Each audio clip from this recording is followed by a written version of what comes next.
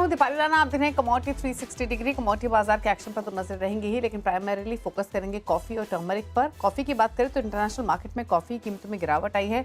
13 फरवरी को record high बनाने के बाद से कीमतों में लगातार गिरावट देखी जा रही है। वहीं एनसीडीएक्स पर हल्दी में उतार चढ़ाव का दौर जारी है। क्या है कारण, कहां मिलेगा सपोर्ट, इस पर करेंगे बातचीत। विंटेज कॉफी एंड बीवरेजेस के चेयरमैन और एमडी ताती बालकृष्ण हमारे साथ मौजूद है, और साथ ही NCDEX turmeric product advisory committee के मेंबर पूनम चंद गुप्ता भी हमारे साथ मौजूद रहेंगे, और एलकेपी सिक्योरिटीज के वीपी जतिन त्रिवेदी और साथ ही प्रो इंटररेट सर्विसेज के फाउंडर दिनेश सोमानी भी स्ट्रैटेजीज बताने के लिए हमारे साथ मौजूद होंगे। लेकिन पहले बात कर लेते हैं कॉफी की, जहां पर हमने प्राइसेस लगातार प्रॉफिट टेकिंग के अंडर आते हुए देखे हैं। इससे पहले हमने लगातार कीमतें ऊपर भी जाते हुए देखी थी। क्लाइमेट चेंज की वजह से जो हमने प्राइसेस थे वो 50 ईयर्स के हाईस तक भी रीच होते हुए देखे थे। और अब यहाँ से क्या नए फैक्टर्स बन रहे हैं, इस पर करते हैं बातचीत। क्योंकि 2 हफ्ते की अगर हम स्पेसिफिकली बात करें तो 2 हफ्ते के लोअर लेवल्स पर आकर फिलहाल प्राइसेस कारोबार कर रहे हैं। क्या कारण है इस प्राइसेस के नीचे आने के पीछे, और क्या भाव यहाँ से और नीचे आएंगे, इस पर एक आउटलुक लेने की कोशिश करते हैं। ताती बालकृष्ण हमारे साथ मौजूद हैं। सर नमस्कार, स्वागत है आपका। तो पहले तो आपसे समझना चाहेंगे फिलहाल की सिचुएशन। जो प्राइसेस हमने काफ़ी सोर होते हुए देखे थे, वहाँ पर थोड़ी सी नरमी अब आई है। पहली बात कि क्या ये लगातार तेजी के बाद प्राइसेस सिर्फ नीचे आए हैं, थोड़ी प्रॉफिट टेकिंग देखने को मिली है, या और भी फैक्टर्स हैं? As far as the price is concerned, actually, to be frank, that company as such is doing okay. You have seen that performance of the company last 3 quarters is quite good, and in fact, company's profitability, not only profitability, the sales good, and we are expanding the business into various new markets also, and focusing more on the consumer packs now, going into the B2B and trying to build our own brand in other countries and all. So there is phenomenal growth is there with regards to the market. I personally feel that I have nothing to comment on that, but maybe as such the Sensex index market itself is slightly in the down. So coffee industry, I can say that coffee industry as such is under the pressure is because of the high price levels and all. But the soluble coffee industry is quite good, and the Indian exports also is good, and India has made a remarkable exports, and the outputs also good. जी। अच्छा, फिलहाल demand कैसी है Balakrishna ji, domestic और export दोनों ही markets में? अभी domestic we are mainly in the focus on the international market. Actually ours is an export oriented unit and we are mainly focus on the international market. वैसे तो Indian market coffee is also growing, and we are also started entering to the domestic market by doing that through e-commerce प्लेटफॉर्m.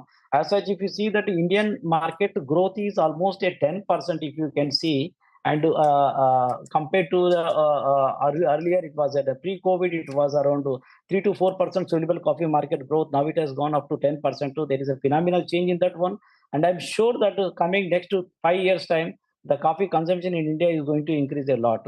And as such, globally also coffee consumption is increasing by 2 to 3%, and there is a heavy high demand for the coffees, and people are shifting from the other things to the coffees.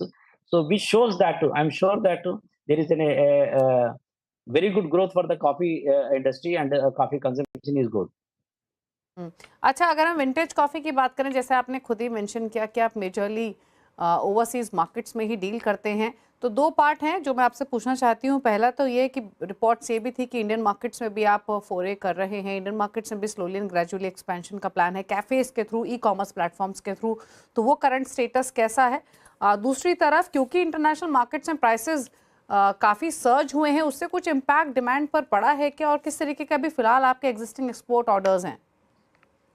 To be frank, actually हमारा export sales में कोई मतलब कभी तो नहीं आया actually. तो order book is quite good, because as I mention that there is a high support from the consumption is growing. So therefore, there is nothing actually having a major impact on our export orders and sales. In fact, our sales are increasing substantially. I can say that. The reason what I'm saying is that if you see typically, if per capita consumption of coffee, if you see North America, it is around 5.1 kg. Europe is around 4.5 kgs, and global average 1.3. And India is a 0.07 kg, which means very negligible. Even if India can able to, because the amount of growth, as I mentioned, that 10% is for the next 5 years. If that goes, then I'm sure that there is a substantial sale will be there. And globally, 3% in next 5 years also. Instant coffee in globally is around 32%, as I can 68% is the ground coffee. So in India, ground coffee is 40% and 60% is the instant coffee consumption. Now, which means instant coffee consumption is increasing actually. So that really shows that some sort of a trend shifting in that. And as such, I don't anticipate any sort of a downfall in the coffee sales with regards to the vis-a-vis comparison with the surge in the coffee prices and all. But people, of course, there is a move on the coffee prices because of some sort of crop this and in Brazil and other areas. But I'm sure that is going to be a temporary phenomenon. But I think the next 3 to 4 months time, I think it will stabilize at one levels.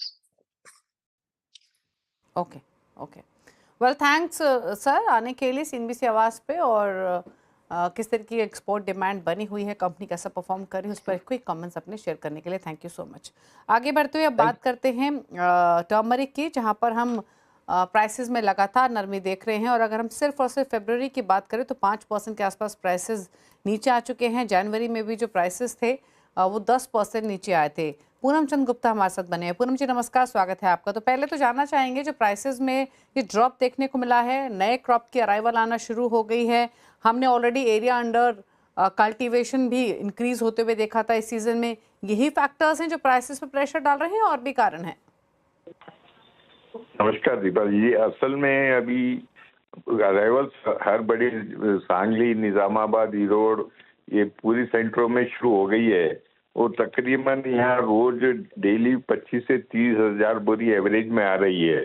और जो अभी demand खुल के जो निकलने की आशा थी domestic की और अपने एक्सपोर्ट की, दोनों भी डिमांड नॉर्मल चल रही है। जितनी अराइवल मतलब डिमांड और सप्लाई देखा जाए तो दोनों भी बराबर चल रही। इसका और एक बड़ा कारण ये है कि अभी हल्दी जो होती है जमीन के अंदर की क्रॉप है, उससे करेक्ट आइडिया नहीं लग रहा कि इसका आउटन कितना आएगा और कितना रहेगा। इसलिए हर आदमी कंफ्यूज में है कि माल ले या न ले। इसके वजह से हर आदमी जितना हैंड टू माउथ ही माल ले रहा है। इसके हालात अभी और क्लियर होने के लिए कम से कम 8-10 दिन और लगेंगे, उसके बाद क्लैरिटी आएगी। कई जगह आउटन कम भी आ रहा है। अपन जो सोच रहे हैं कि एरिया बढ़ गया है, फिर भी उसका आउटन कम आने से झांकी वहीं फसल आएगी। अब नया माल होली के बाद नया माल मराठवाड़ा में भी शुरू हो जाएगा, उसी के बाद मालूम पड़ेगा कि इसकी क्या स्टडी आगे रहेगी। ओके बिल्कुल, नहीं ये बात आपकी ठीक है कि एक बार जब पूरी हार्वेस्टिंग एक्सेलरेट करेगी मेजर प्रोडक्शन एरियाज में तभी एक क्लियर पिक्चर सामने होगी, क्योंकि एरिया अंडर कल्टीवेशन बढ़ने की बात तो हुई है, लेकिन नांदेड़ जैसे रीजन में फसलें खराब होने की भी खबरें हैं, तो वो एक इम्पॉर्टेंट रहेगा। अच्छा, ऑल्दो होली के बाद पिक्चर हमारे सामने होगी क्लियर, लेकिन कुछ कमेंट प्राइसेस पे कर पाएंगे क्या कि फिलहाल स्थिति कैसी रह सकती है, भाव और नीचे आ सकते हैं या रेंज में रह सकते हैं, फिलहाल क्या लग रहा है गुप्ता जी? फिलहाल अभी जो देखते हैं कि 500 रुपए का रेंज बाउंड रहेगा। 500 बढ़ भी सकते हैं, 500 कम भी हो सकते हैं।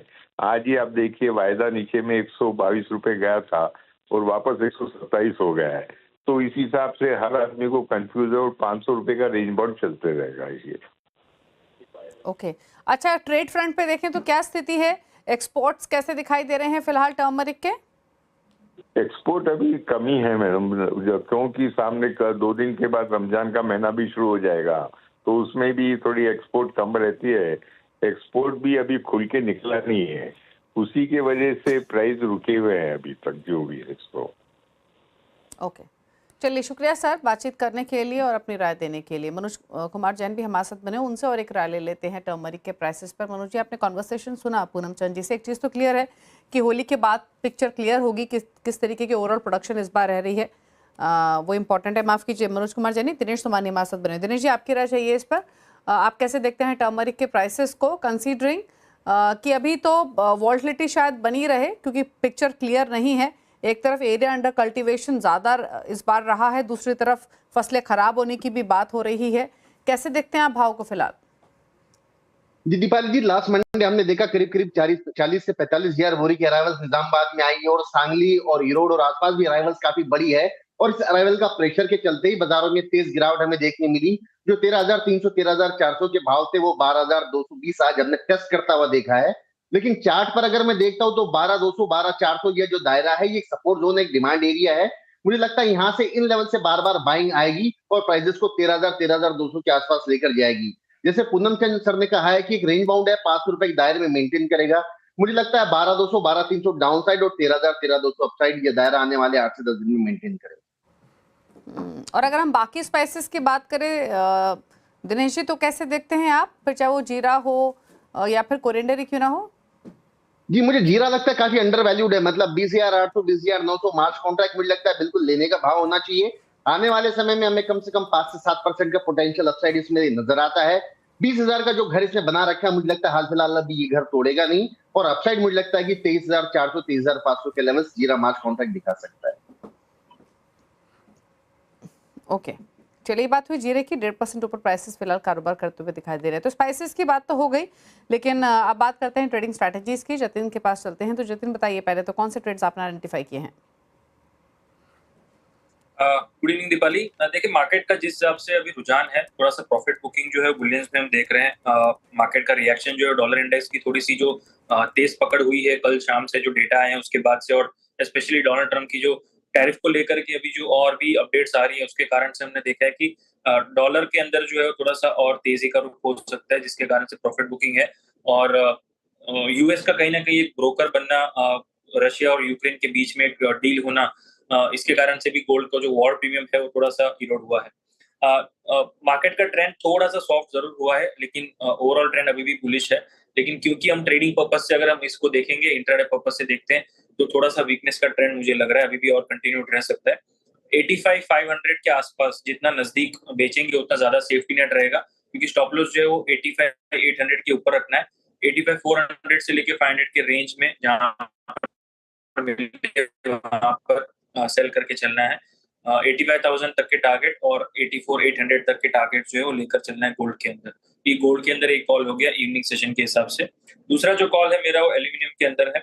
एल्यूमिनियम का मार्केट थोड़ा सा वॉलेटिलिटी के साथ जरूर ट्रेड कर रहा है, लेकिन मुझे लग रहा है थोड़ा सा जो बिकवाली हुआ है पिछले 2 दिनों में, ये एक थोड़ा सा बाइंग अपॉर्चुनिटी बन जाता है। 258 के आसपास एल्यूमिनियम के प्राइसेस अगर मिलते हैं तो वहां पर बाइंग इनिशिएट करना है। 255 के नीचे स्टॉप लॉस रखना है, और 262 से लेके 264 ये जो है वो टारगेट लेके चलना है। ये मैं मार्च वायदे के हिसाब से बात कर रहा हूँ। 259.50 अभी करंट प्राइस चल रहा है उसका। ओके, तो 2 ट्रेड्स आपको रेकमेंड किए गए हैं, गोल्ड और दूसरा एल्यूमिनियम पर। चलिए रुक रहे हैं इसी के साथ एक ब्रेक के लिए। लौटेंगे तो दिनेश जी के ट्रेडिंग कॉल्स को भी समझेंगे। जल्द वापस आते हैं छोटे से ब्रेक के बाद।